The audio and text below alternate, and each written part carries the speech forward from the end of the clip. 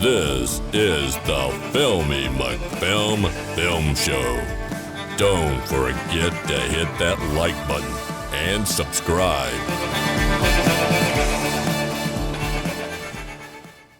Merry fucking Christmas. Merry Christmas, Declan. You in a Christmassy mood there, Philly? Yeah. Well, not at home. I haven't even put my crimbo tree up yet, to be honest, mate. So you haven't put up your family tree up? No decorations, no nothing. You haven't put any decorations No, up? Is that normal? Yeah, we do it last minute, man. Yeah, but how last minute? Next week. Christmas. So next week, what's the date today? The 14th. It's Christmas Eve next Friday. Really? So you put the decorations up 4 days before Christmas? Basically. You do that every year? Yeah.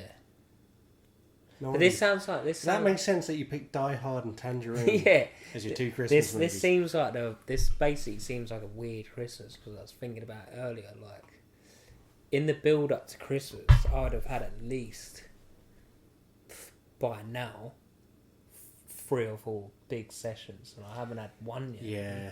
I've had one. No, have I had one?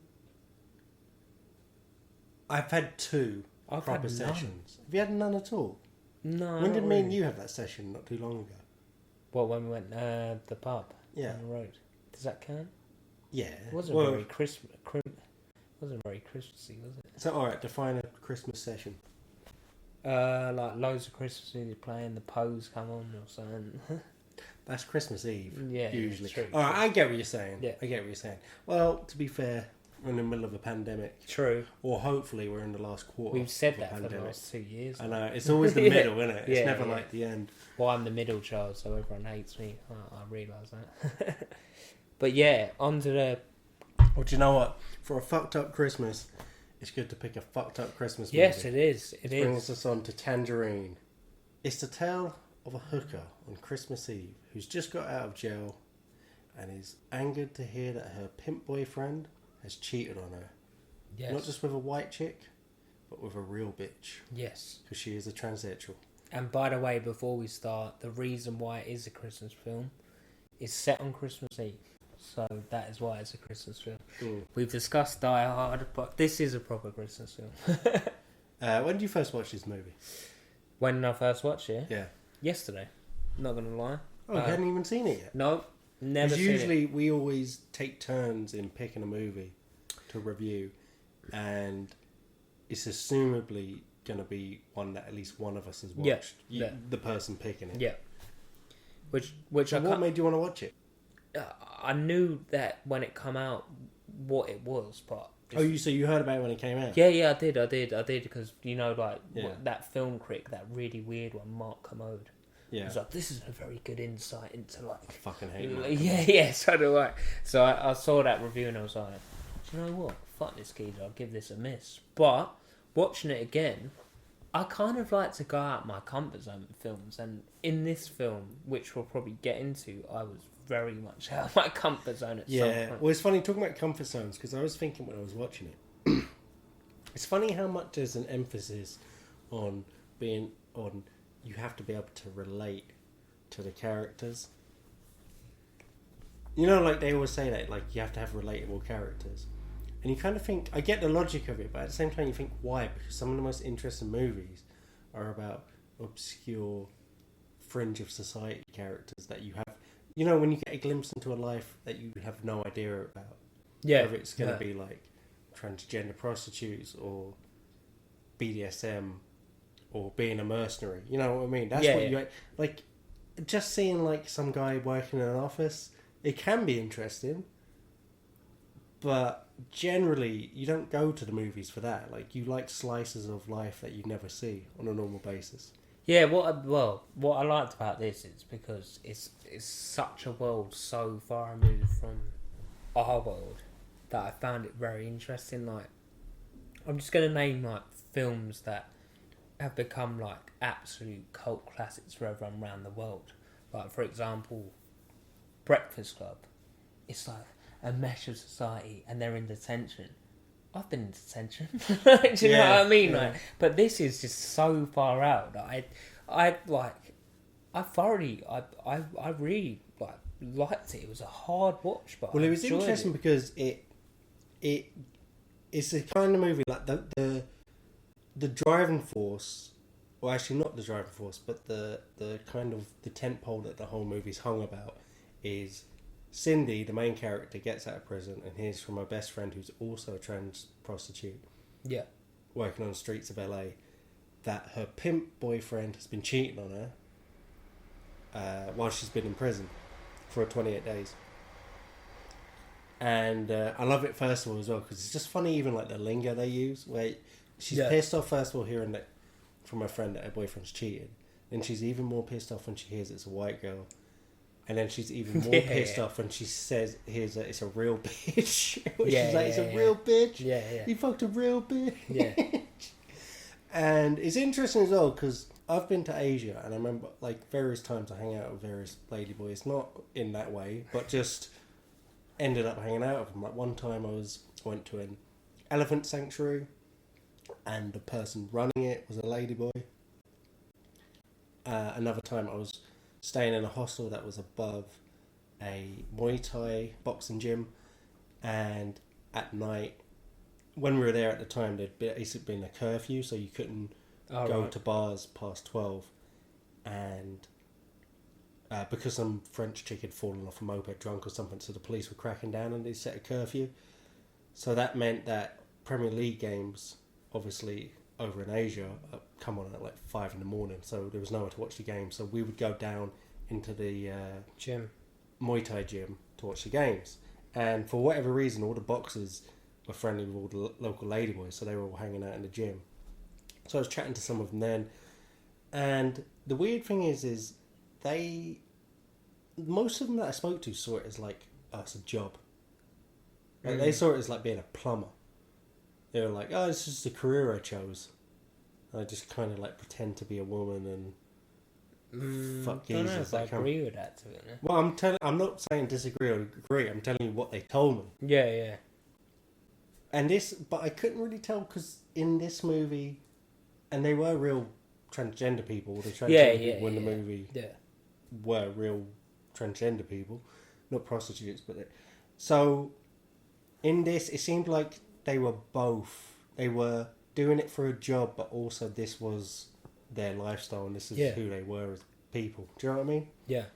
Dude, so this is quite a good debate, actually. So going back to your first point about being in Asia, talking to the ladyboys, do you feel that just as friends? That statement, just as friends. let's put it out there, like, yeah.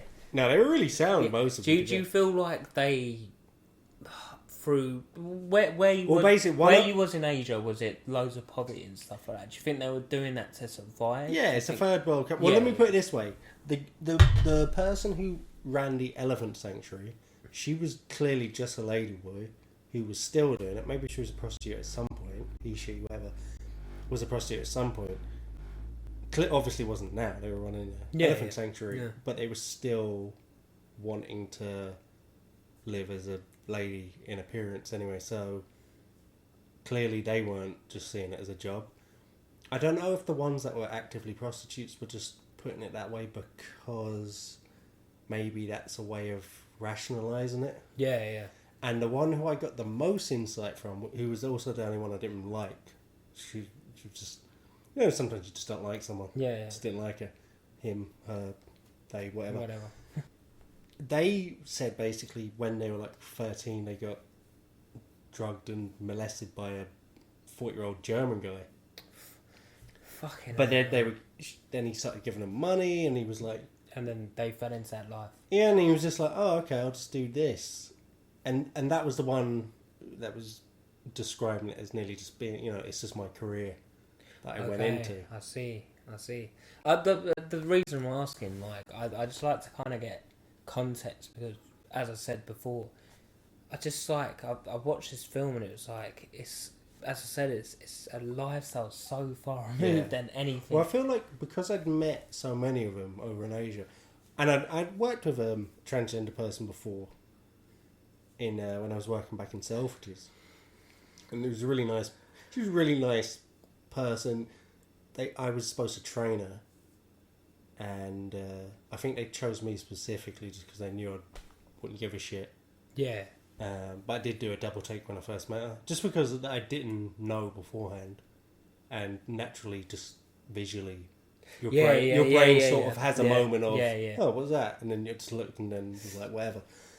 But I remember actually when I was leaving, she was going off for her surgery to have the full shebang done. And because she'd had like things done already. It was a man turning into a woman. And I was already leaving, so we did a like goodbye before I did my official goodbye, because she was going to be gone. There was going to be an overlap where I'd be gone before she came back. So but I just remember having this thought of, like, it was the first time I really thought about it when I was saying goodbye to her. I was like, could be a totally different person. Well, you just like no, I was thinking it more from like a myopic point of view. I was thinking of, imagine removing my penis. Well, me and Ryan, getting your dick chopped. Like, it is. I know it's like the procedure doesn't actually strictly go that way, but that is essentially what you're doing. I was just thinking, fucking hell, man. Me and my friend had one, like, working for the career that we work on, and there's like obviously a lot of people that come from Asia, like Philippines, and then like one of our jobs was to do like, to be recruited for the NHS. To do like ID badges and stuff like that, and then we hadn't really spoke to her. It was a massive like event, and then like me and Ryan like walked over, and then like we was like, because we were young. Like, we didn't really know about the ins and outs. So she was a transgender person? Yeah, it was in the ins and outs of it. It was like, we saw her from a distance, a lady, like, all of a sudden, they spoke, obviously transitioning. And then me and him just, like, looked at each other. It was like, because we didn't know the ins and outs of it. It was like, it's a man. Literally. And the interesting thing is the voice, it never sounds like a man trying to do a woman's voice. It is a in between. Because obviously it's like hormones and stuff that's actually changing the voice. But in this Tangerine film, Declan, I got a feeling, I watched it yesterday, that the kind of prostitutes they purposely put on a woman's voice, like, hey man, right? Well, they definitely put on a woman's mannerisms. Yeah. But you say purposely, but that's how they're living. So I think it's purposely, yes, but not just for the sake of selling the prostitution angle. I think it's habit. It's just what they used to. Yeah, it's what they do. Like, it's just what they're doing. But I don't think it's necessarily conscious either. Yeah. It's like they are. It's like you wouldn't be like, oh, that guy's gay, so he's saying things in a gay way. Yeah. I get you. He's just. It just is, like, that's just naturally coming out. So I don't think they were, like, affecting that accent. Yeah. The main thing of it, like, it was set in LA, obviously. Like, and they made a big point about it being, like, it's not like Christmas, it's always Christmas Eve, the sun's blaring down, like, I was just like, I got really confused about that more than anything that was happening, like, because I was looking at it, like, imagine if you're in a country where it's Christmas Eve and it's boiling hot. Yeah. Like, I would get so tripped out about it. Even the Armenian mother was like, it feels nothing like Christmas here, like, blah, blah. And I was like, I related to her more than, like, anyone that was in the film. Like, oh, really? Yeah, and she was a bitch. Well, do you know what? It didn't feel like Christmas, but it kind of did. Like, because that's the side of Christmas that doesn't get shown much as well, is... for obvious reasons, but is a lot of people fucking hate Christmas. Yeah. Because it reminds them of what you don't have. Like, if you don't have family... True. If you don't have whatever... money to buy shit. Well, it's like, if... I don't even think the money to buy shit. Maybe a little bit, but more so, like, if you don't have people to spend it with, you fucking... Like, Christmas slaps you in the face. You can, if you're lonely or lead a lonely life or not happy with your life, you can nearly half ignore it most of the time. Yeah. But Christmas will slap you in the face with it for fucking 30 days. Where you just can't avoid it. Like, it's just shoved in your face. And, imagine spending Christmas Day alone. That's bad. Of course you'd hate it. Yeah. Imagine you spend it alone every year. Like, you'd fucking hate Christmas. And that was the kind of sad... Well, you picked the movie. Yeah. That was the kind of Christmas movie this was. Because this is...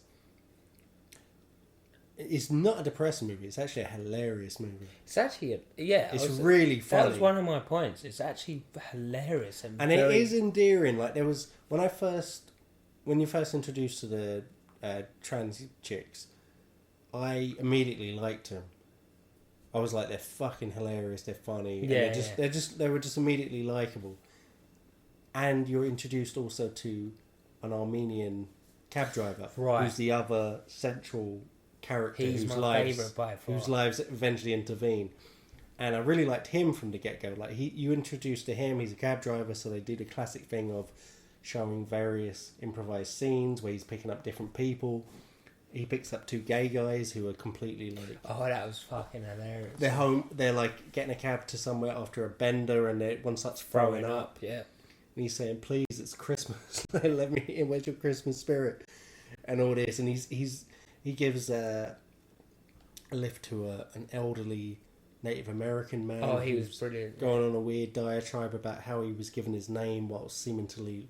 Like, he keeps like slinking further and further back into the seat in the back. He was hammered, wasn't he? I don't know if he was hammered. I thought he was going to have a heart. He kind of seemed like he was dying. Yeah, at the same time. Like, I couldn't tell which. His like suit was unopened. He was like, I don't give a fuck. That's what I mean. He was like suddenly nearly upside down by the end of it, and I really liked him. And then after about 20 minutes, I kind of hated them both, because the Armenian guy, he goes to pick up what he thinks is a trans prostitute. Oh, that was the funniest thing. And he brings her into a back alley, and then she's like, right, get your dick out.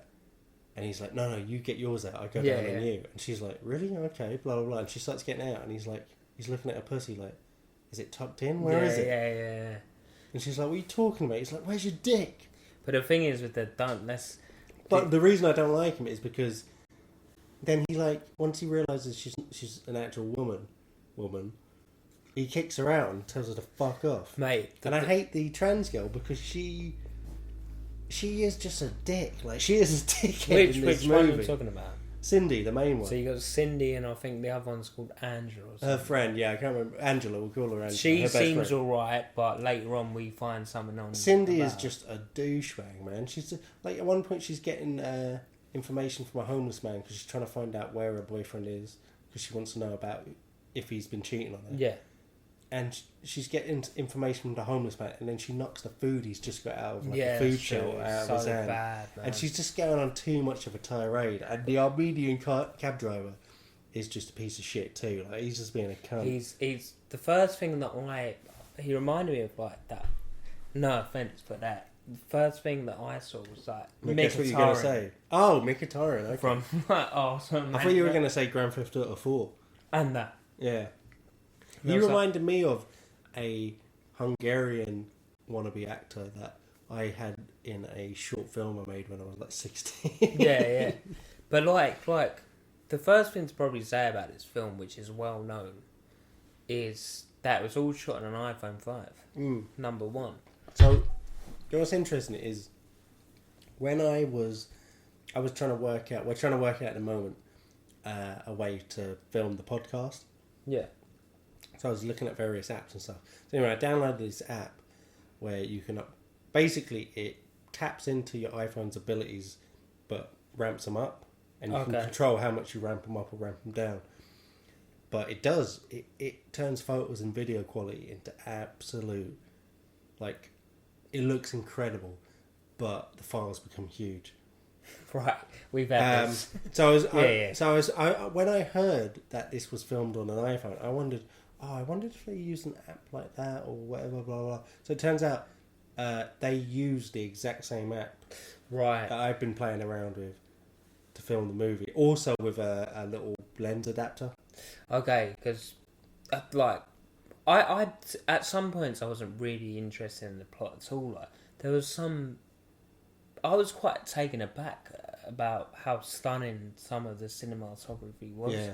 Like, and the shot that really kind of like blew me away, or the scene that kind of blew me away, is when Cindy or whatever has been beating on this white girl, and then they go in the bathroom to do crack heroin from the pipe. Oh yeah. And then you got the little whites dancing around, and I thought this is a very stunning shot, beautifully shot on an iPhone. It definitely the fact that it was all filmed on an iPhone is fucking incredible, amazing, because it really was. It feels like a film. It's a film. Yeah, it is a film, and it suits the guerrilla filmmaking style because it reflects the tone. Because it's that sort of movie. It's a bit of it's that sort of movie. Gritty, and fucking. They must have post-production put some filters in it, because it looked kind of like sepia. A lot of it. I'd say so. The only times you really noticed it didn't look very nice was a lot of exterior shots during the day. Yeah. Some of the exterior shots during the day, they just looked the depth of field or something. I don't know. There was something that just looked very ropey about it. You know, when there was one particular scene where she was waiting on a bus stop. It looked quite bad. But maybe that was intentional, the fact that they left it in, because it wasn't exactly like a super necessary shot for the narrative of the movie. I think they made it gritty like that. I think maybe they did. Purpose. But it looked amazing for the most part. Yeah, it did. Even in 6 years later, it's a stunning film, to be honest. But so basically, it starts out back to the plot. We meet Cindy and. They call her Angela. I don't know. Call her where the fuck you want. That's right. The other lady. So they're working girls. So they're going about their daily business. Cindy's back from prison. We never really know or find out why Cindy was in prison. I don't know. Yeah, it's true. Actually, you don't, do you? She's back from a stint in the jail, and then she finds out about Pimp, and it turns into a bit of a kind of I'm not going to call it a road trip film, but they're just going about doing shit constantly the whole time. Well, it's one of those spans over 24 hours, all roughly on one block sort of movies, where you could tell 99% of the movie was improvised. In fact, apparently most of the movie was shot over one day. Any script? No, I wouldn't. I don't know for certain. There must be a base idea. There'd be a blueprint at the very least, but you could tell there was loads of improvisation. I reckon it would have been basically the same way Curb Your Enthusiasm is famously a show that is improvised, where they have one or two they have a scene location and a setting and one or two bullet points of something that has to happen. Really? And then other than that, it's improvised. And I would imagine it's more or less done like that. Also, did you recognise Cindy's boyfriend, Chester, who he actually is? Do you know what? I was trying to put my finger on this. Because he was wearing a blue hoodie and the hat. I recognise his face. He was the white guy drug dealer from the second season of The Wire. Oh, for fuck's sake. That would... Remember the younger brother who's always fucking everything up? Yeah. But what really confused me about the whole thing is Christmas Eve. All these shops are open all night. In England, everything would be shut. I'm like, whoa, this is America. Yeah, I never really thought, because some people would call that, you might assume that's a continuity issue, but it was mostly shot on Christmas Eve. Yeah, it was, yeah. So Angela's passing out flyers, isn't she? She's passing out flyers because she's doing a performance. She's doing a little performance, and Cindy's all the while battering this white girl, leading her around. So explain that. So basically, she's got a lead that the real bitch that her boyfriend's been fucking while she's been in jail. His name begins with D. So I can't remember exactly where she gets this information, but she shows up at a motel, and in one of the motel rooms, there's a bunch of prostitutes fucking a bunch of girls. With a fat overlord who's just like... Yeah. Yeah, I'm like... She was like the one running it. Bitch. She was like the fella out of gym. Yeah. So she's running it, and she boots the door in and starts fucking shit up. Yeah. All these guys in there who are shagging the prostitutes get fucking shit themselves, and they're backing up against the wall. And she finds her in the bathroom, pulls her out, and this is again, I was still enjoying Cindy as a character, but I kind of, as well, I nearly forgot at this point, she drags her out of the room, this girl called Dino, who was the girl that seemingly it turns out, has been fucking her boyfriend. Yeah. And she drags her out, and she's literally dragging her through the streets, beating her up. And no one does anything. No one does anything. But also, then I thought about it, and I was like, that is a man beating up a woman. I thought that as well. Like, surely they've got like much more power than like. Battering her. Like, yeah. And like, I was watching some scenes of it. Their arms were big. Like, literally, I was like, what the fuck? Like, and it's like that. So, what's that UFC fight? It was clearly a man that just fucks everyone up. Well, I don't know. Cypher? No, she is a woman. She's been caught doing steroids before, which can have physical effects on a woman. But she is, biologically a woman. But yeah, that was a man manhandling a woman, and it's disturbing to ever seeing a woman getting the shit kicked out of her. But it was still pretty funny. But once I realised that, it was just kind of borderline disturbing. But that must happen in real life, because otherwise they would easily exclude it to get it made. Do you know what I mean? Like, well, no, I don't think that's the reason why they would exclude it to get it made, or that's the reason why it would prove that it happens in real life. But it definitely doesn't happen in real life. And it was still funny. Like, it was funny, but I just had a momentary thing of like, it just suddenly, it just, and that just shows like you do forget they're not women at point. Yeah, you do, like, because they got their long hair on and stuff like that, and then you're just watching it. Because, to be honest, like, no one really cares what their... Is it their gender, or is it their sexuality now that we're talking about? Is it their gender that we're talking about here? Or well, I suppose it's a bit of both. A bit of both, like, I don't really give a shit what you are, do you know what I mean? Like, as long as you're not a cunt. Which Cindy was kind of being, but she was a she was being she was being a cunt. And she was very, like, Cindy's very amusing, so you just she's hilarious. You'd be forgiven to an point. Yeah. And I think Angela is like Angela's a sweetheart. Yeah, she's like halfway in the middle, like, Cindy, not again. Like, it's basically like me and you when I go on a mad one and then turn up to the library, like, absolutely hammered, and you'd be like, oh, here we are again. So we were talking about how it's an insight into a world you don't know about, obviously. But you can at least, like, you have an idea, like, you hear, like, Eddie Murphy back in the day, back in, like, the 90s, was caught with a tranny prostitute. Really? Yeah, you know. Did he know? Yeah. You know it's a thing that happens, and you know it's a thing that exists. But it never occurred to me before. The scene in the car wash, where the Armenian taxi driver picks up Angela.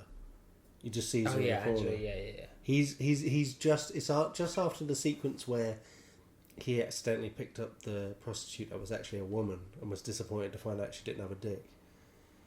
Yeah, he's delighted to see Angela. And he was like, "You're on the wrong street." Yeah, and Angela's delighted to see him because she's just picked up a punter who tried to fuck her over and not pay her.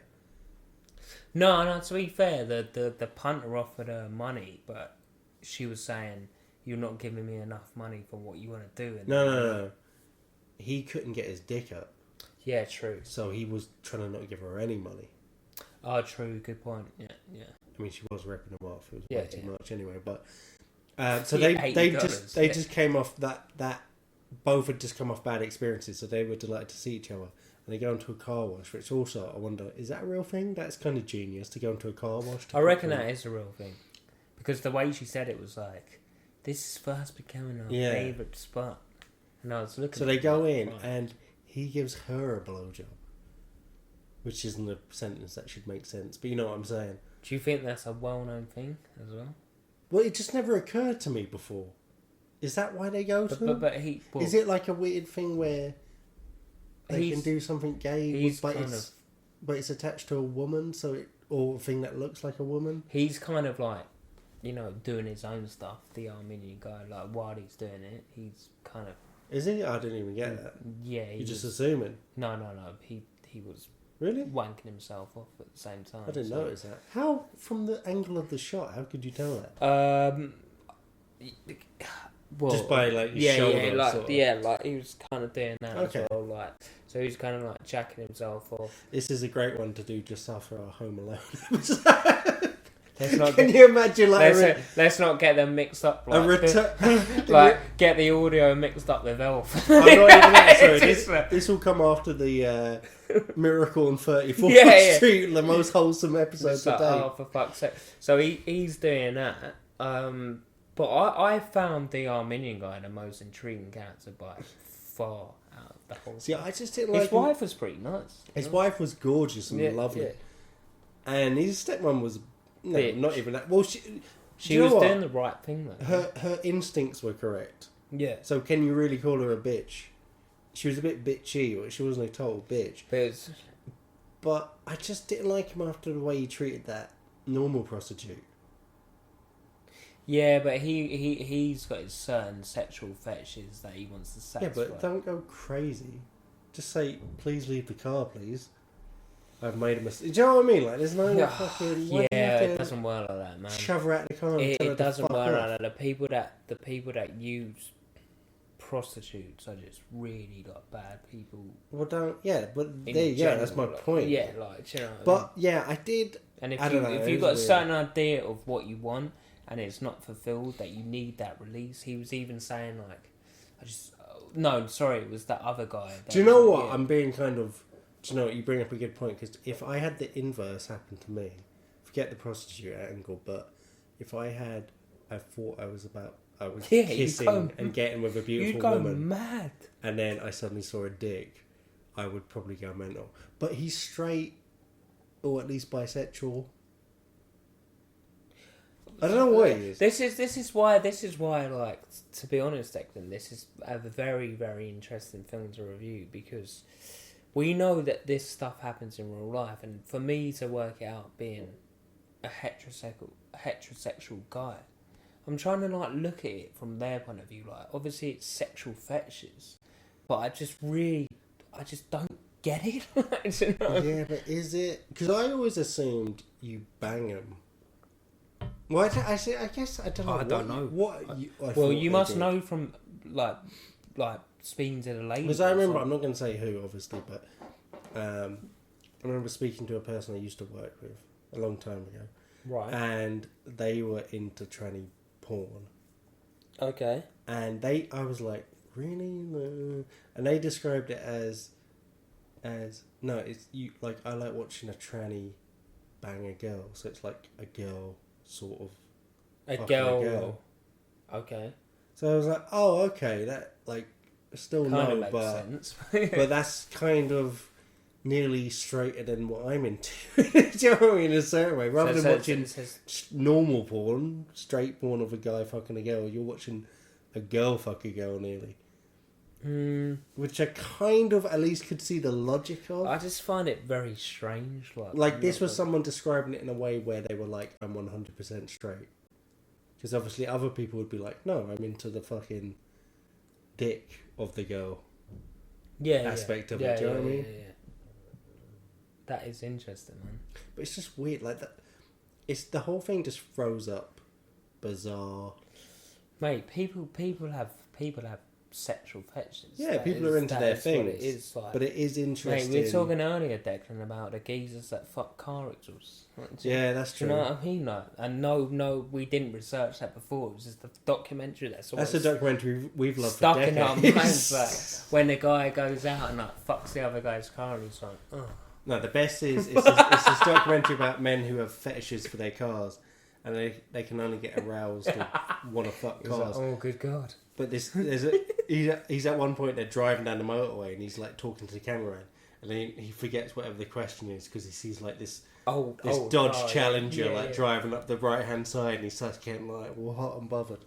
No, he sees he sees like a 1920s car and he's like, oh, she looks like an old. Like, obviously it makes sense that we're attracted to the opposite sex, but why? Like, because like the things you get attracted to would be like the smell, the movement, the shape of the hips. Why though? Like, there's no logic. It's like instinct. Yeah, and everything. exactly. But if you broke it down into like a robot trying to work it out, it's just like, oh, the shape of the hips. I guess it's because they're childbearing, and that's good genetic information for your brain to interpret.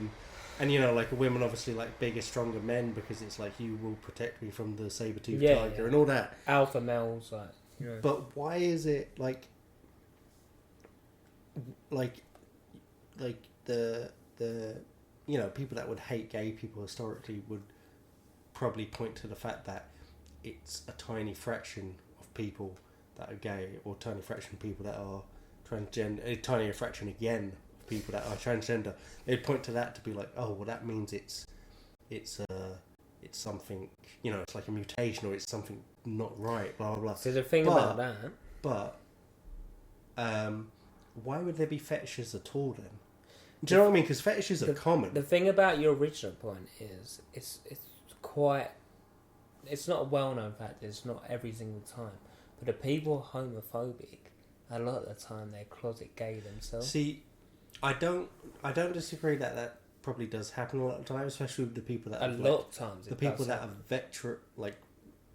that are really hardcore against it. Yeah. But here's my problem with that is well, then why are some people racist and some people hate Jews? True. They're not secretly Jews or black or white or Japanese or whatever.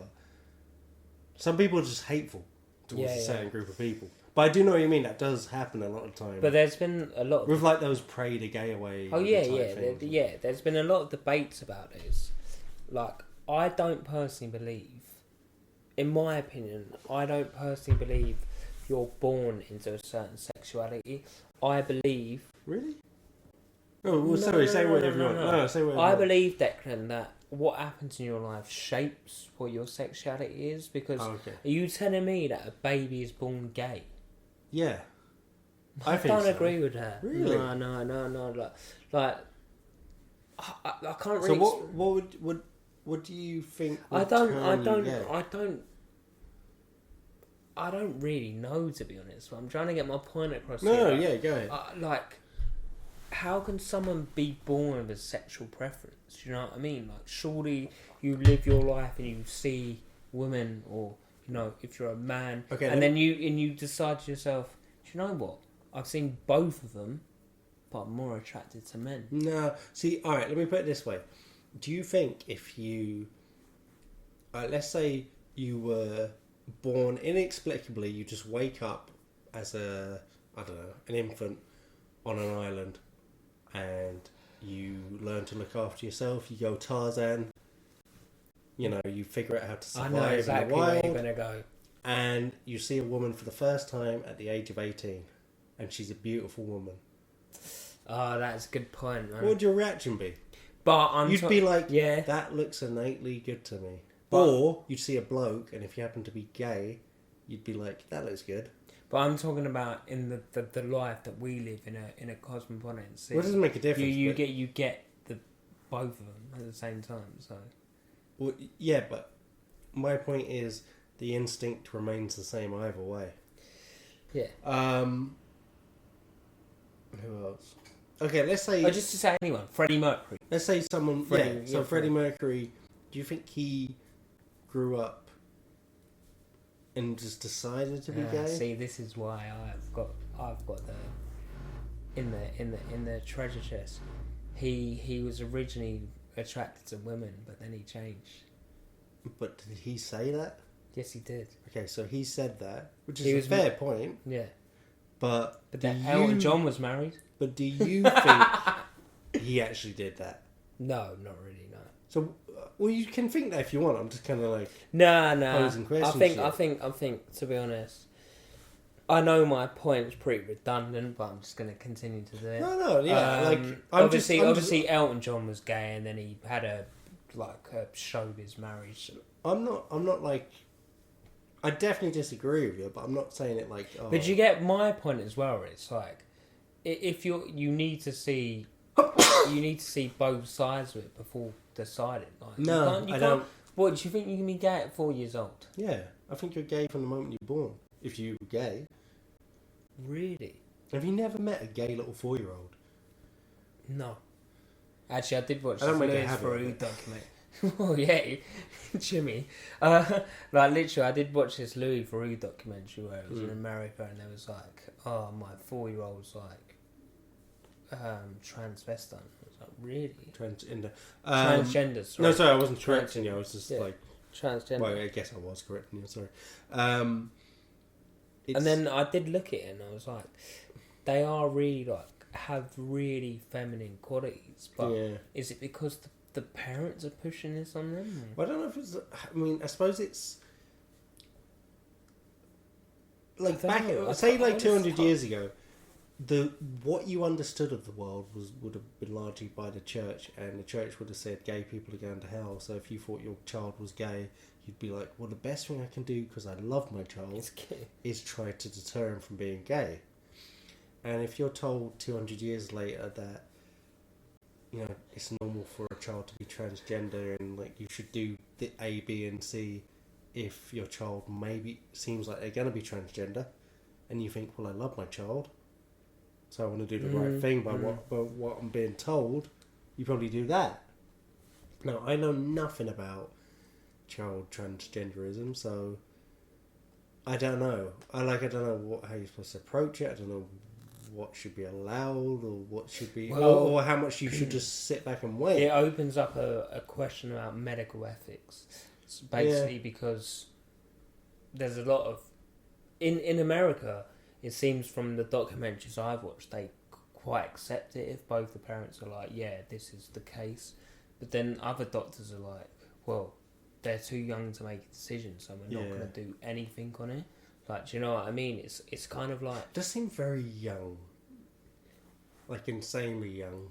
Yeah, but it's all this... But also, it depends what decision... Like, if they're like, I want to wear a dress, you're like, whatever. If they're like, I want hormone replacement, you'd be like, no. It's a debate that is above my head, I'm not going to lie. But I don't care what gender you are, whatever you are.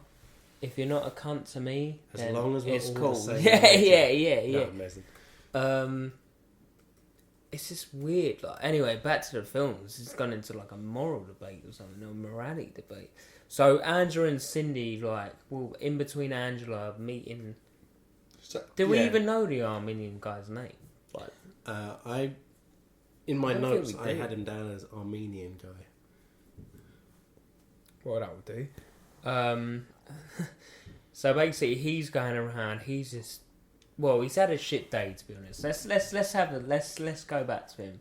He's trying to make money to obviously fund his habit. So someone threw up in his car. And someone threw up in his car, and then he tried to fund his habit, and it was a woman. He didn't like it. But then he gave a blowjob in a car wash. And then he seemed fine. He was delighted. And then he goes home to his family. He's got a beautiful wife, kid, a little daughter, a cunt, a husky, godmother, no, and not godmother, mother-in-law. Mother-in-law.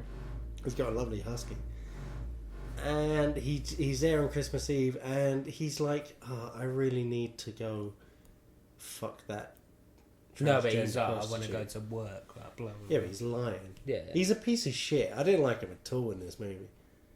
No, I liked him because it kind of like blended the film together, like in between. I liked him as a character. Yeah. I didn't like him. Yeah, like I liked him as a character. Sometimes you like characters you don't. But like. what sad little life? Like literally, he just goes around in the cab and like people are just throwing up, and then in between. And do you think his mum? And do you think his wife already was somewhat aware that it was happening? She knew already because later on in Dunkin' Donuts. Yeah. Towards the end of the movie, the mother-in-law follows him because he goes back out on Christmas Eve. He says to work, but really he wants to go and see Angela's performance. No, he wants to see Cindy, doesn't he? He wants to see Cindy, but he goes to Angela's performance. But that other cab driver the mother-in-law, he's a little grosser, man. Like, so literally, he gets on the radio and it's like, I'll find him. It's like, you're a grosser. I hate grosses. I hate grosses more than anything. You know me, but I don't know if he necessarily knew what was going on. No, he did. I reckon he knew. Oh, really? Because he was like, straight up, he went on the radio and was like, where is, like, blah, blah, blah, not working tonight. And he turns around and goes, all in our minion. Like, I can find him, but you're not gonna like what you find. Yeah. See, you've caught me out where basically the version I was watching it on didn't have subtitles. I see. So I had to kind of get certain moments of the movie. Yeah. So basically, that's exactly what. Oh, really? What a dirty bastard! I did wonder how they. And then at the end, he never took any money, did he? So basically, the mother-in-law was like, "Take this," and he was like, "No, you have a good." So let me ask you though: was he being a dickhead, or was he doing a solid? Because who was the liar? Yeah, but he's a grasser. He is a grass. He is a grass. But under I hate certain grass. circumstances, it's okay to grass. There's the obvious ones. What are the obvious ones?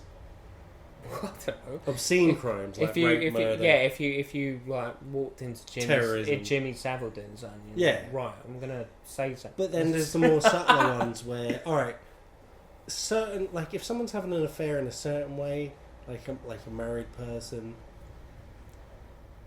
Even then, sometimes you might be like, "I'll stay out of it." But sometimes you're saving something. Like if you knew someone was cheating on someone just before a wedding, it's like you're saving that person's life essentially. Yeah.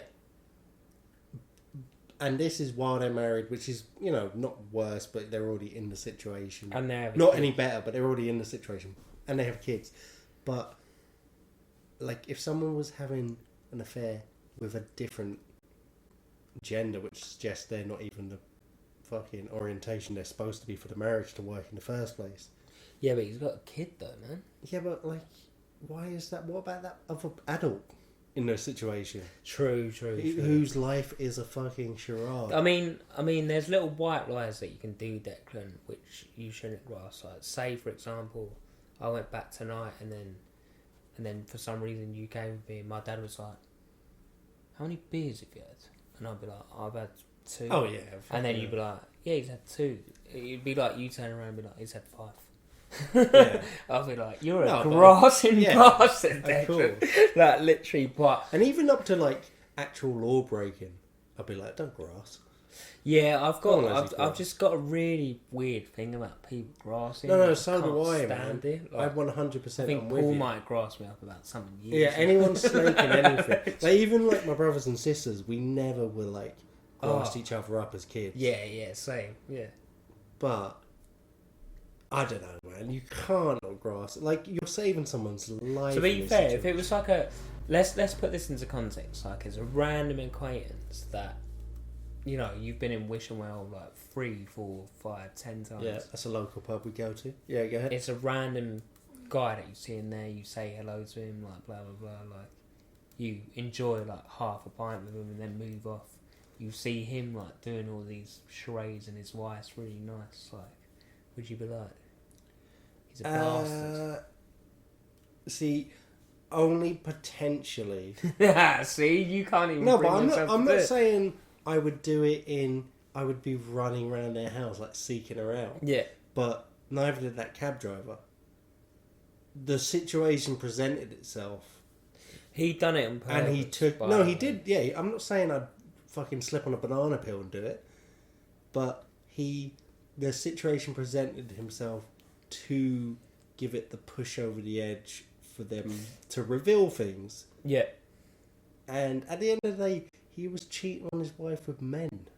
Yeah, and that's because not watching the film in subtitles has put it into totally different context for you. Yeah. And I'm telling you why he's a grass now, because when the mother-in-law first gets in the car, she says, "Do you know whatever the gee's name is?" He was like, "Which one?"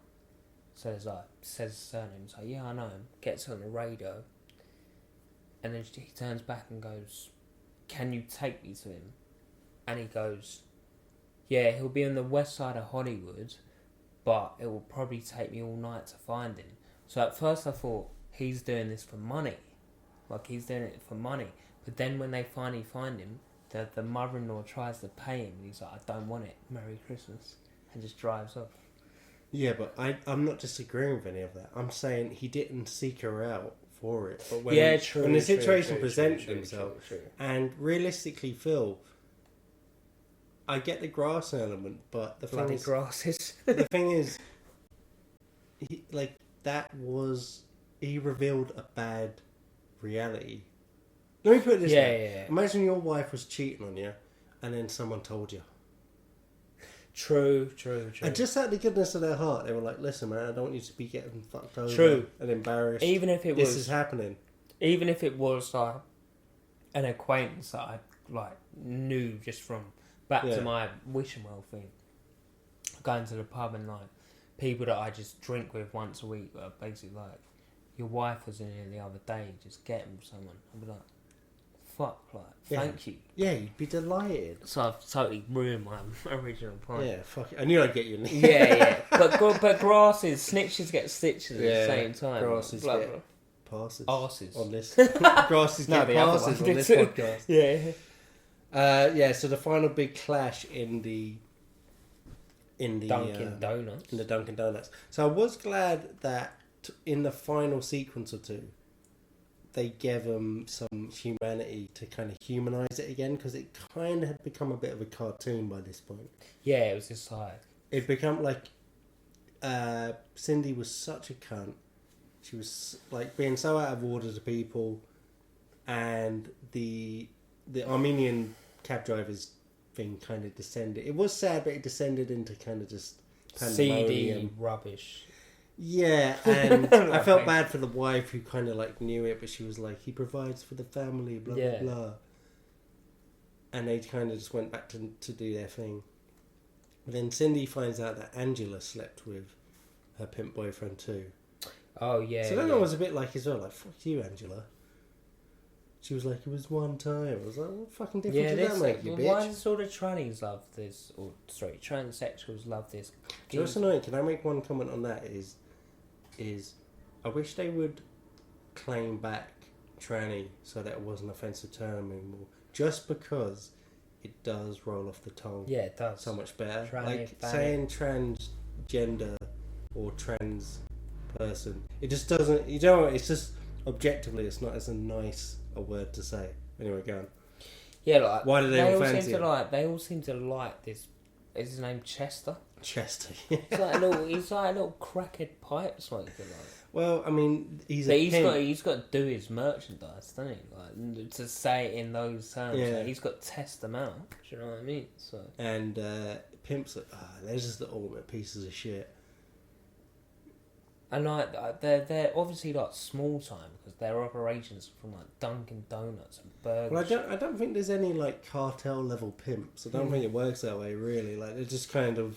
How many fucking women could you have under your control after they start until they unionize or something? But before we get to this scene, I thought that Cindy and the white girl, that she was beating up.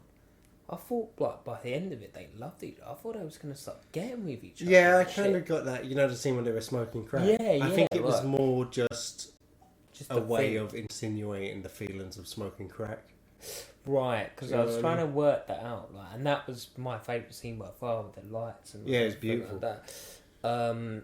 Yeah, I was like thinking, like, really, this is strange. And then I felt sorry for Andrew. We've missed out quite a key scene here, where Andrew's coming back from a performance, and then like, sorry, I had to laugh. I think they deliberately tried to make it funny. It was like, clap bitches, like, and then she's paid the like club promoter, and then Armenian cabbie guy turns up, and like he turns up late after. Yeah, it's funny because obviously the guy that owns the club is clearly gay as well. He's like, oh, is he? Yeah, he's like, it's a tranny bar, by the way.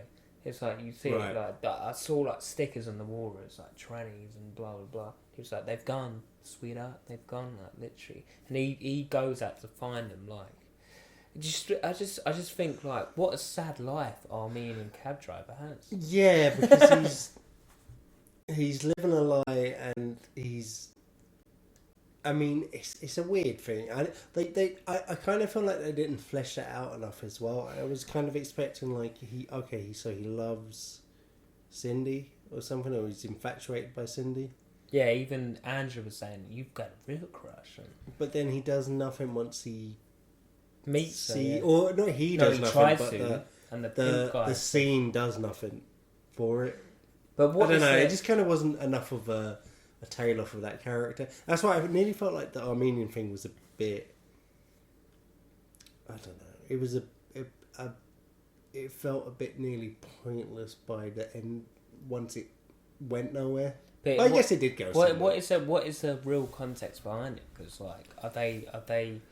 is Armenian guy and wife they're not having a sexless marriage because they got kids? Is it because he's they might be having a sexless marriage? A kid means they had sex once theoretically. True, but I wouldn't say they're necessarily not having sex. But there doesn't seem to be a lot of tension between him and the wife. It's just the mother-in-law that's creating the tension. Well, we only seen him over one day on Christmas Eve. True, yeah. And he goes off to work. Work, yeah. Work. Yeah, with Bunny. I can't see how quotation marks, but work, yeah. I don't know. It seemed like she was happy to, like in the joke in Goodfellas, he was content to be a jerk. Yeah. Remember the joke about that the Scorsese's mum tells him when they've got the body in the boot and they're having dinner. Yeah, she was okay with the situation as she could be. She was happy to look the other way and be a bit deluded about it. But yeah, with the last sequence when she finds out Angelina, and it's the first time Cindy finds out Angelina's slept with her pimp boyfriend, and it's the first time where she doesn't act volatile. She actually genuinely hurt. I don't know, at some point she was a bit volatile. I thought she was going to strike her at one point. Who? Cindy to Angela. Like. No, I never really got that. She just was walking away from well, him. She was just hurt. The pimp guy was being a dickhead. Like. Yeah, well, yeah. He's the pimp. You know what I mean? Yeah, he's a pimp. Like, yeah. You can say pimp and all-round rotten egg. Yeah, rotten egg. It's kind of a given. But I did notice one little thing. Like, do you remember when they was outside smoking the crack pipe? Yeah. See, the Armenian guy's wife comes with the little kids, and then he purposely puts the crack pipe away because he didn't want to smoke in front of kids. And I was like, I just noticed that. So obviously he can't be that much of a cunt. I love when he goes to the pimp. She thinks I do drugs. Don't tell her I don't do drugs. Yeah, he's smoking marijuana. And he's like, no, he doesn't do drugs. He's just here to fuck my bitch. Yeah. She starts freaking out. And then they go off, and then I think Cindy's trying to work again to get home. Yeah. So they're obviously living job to job kind of thing, really. So that's why she goes so mad about that guy from earlier. And then some random frat boys pull up and they throw a cup in her face. Throw a cup of piss in her face. Yeah, basically. Yeah. And that's what I meant about the end. At the end, where they humanise him again, where it that is horrible. That scene where she's got piss in her face. Well, and they have to go to the dry cleaner, and she has to strip off and take off her fake boobs and take off her fake hair. And then they were sitting there kind of naked, all together. You could tell about their wigs and stuff. It was clearly meant to be a bit symbolic. Yeah. And they and the film language of the music and the way they were filming it with Dino, the real chick, the real bitch, as they call her throughout the movie, trying to make her way home. And it just shows how depressing these people's lives are. Well, Dino just lives in a motel and fucking. Well, so Dino goes back to try and rejoin the gangbang, which I think is kind of like a joint prostitution thing going on. And they say, "Oh, we found another girl," so sorry, you're not welcome. And she's got nowhere to go, no way of making money. She doesn't even have her shoes on. Oh yeah, because she lost them when Cindy started beating the shit out of her and dragging her across town. And it kind of hammers home in the last sequence, just that this is you such get to leave sad it, life. because it is funny when you're seeing it, and it's kind of funny in those things. It's like when you see a loud alcoholic out on the street, and they're being charismatic and loud, and they're funny for a second. And if you stay with them long enough, they really don't become funny anymore, and you realise how sad it is. Yeah, I remember the one from Barnes Green, not naming any names, but I was just kind of I've had a few beers, and then he comes up to me oh, I feel blah blah, you got blah, and then I took him into McDonald's and bought him food and everything, and then after that he was oh please get me beers. What, any time you saw him? No. Just then, and I was like, I've kind of done my purpose that I wanted to do here, so I need to live my life. And I just went, I'll leave it at the food, and I'll leave it as that. And then it's kind of like that. It's just a sad existence of like begging, but it was quite a touching shot at the end where they kind of like linked hands, and then it kind of like faded off. Do you know what I mean? Yeah, it was touching, but in a sad way. Every single time that we come to the end of like our podcast, I always compare like different films that I've seen, and this is kind of a good one because it's kind of opposite but the same thing. This film kind of reminds me of the Florida Project. Well, do you know, it's funny you say that because I haven't seen the Florida Project, but I know the director made the same movie. Did he? Yeah. I didn't know that. Honestly, I did not know that. Literally. He's also got a new movie coming out that is about a failed porn star who's returning to his hometown. So he clearly loves fringe people, characters on the fringe of society. But basically, the Florida Project is basically the same thing. They live in the lines of poverty, but I'm not going to spoil it because we might review this later down the line. But we'll talk about the similarities. Very, very happy ending. They live in poverty. You got Willem Dafoe as like the overall owners of all the flats, and they end up going to Disneyland. Like, so it ends all happy. Yeah, basically so it's like polar opposite. The polar opposite. Yeah. Polar opposite, but did it feel tonally the same? Tonally the same. Yeah. Sepia, like everything like that. Like, I honestly, hand on my heart, you can't see it. Did not know that. See, I'm looking over and I can see it in your notes that you have Florida Project on the line. I ain't got nothing, man. I ain't got nothing. I ain't even got a fucking jumper on my back. I'm naked. Alright, would you recommend Tangerine? To the normal film watcher, just like this is very interesting because my dad always asked me, "What are we reviewing today on the podcast?" or and I said, "What's that about?" Sounds rubbish. So for the normal person, I think this would be personally a struggle to watch. In my opinion. I would definitely recommend it. I would say it's, other than one or two scenes that may be a bit hard to watch. Yeah. It is very entertaining and very easily accessible. Maybe the improvisation element of it kind of gets a little bit tiring halfway through, but if you keep with it, it's worth it to carry on right to the end. And so I recommend it.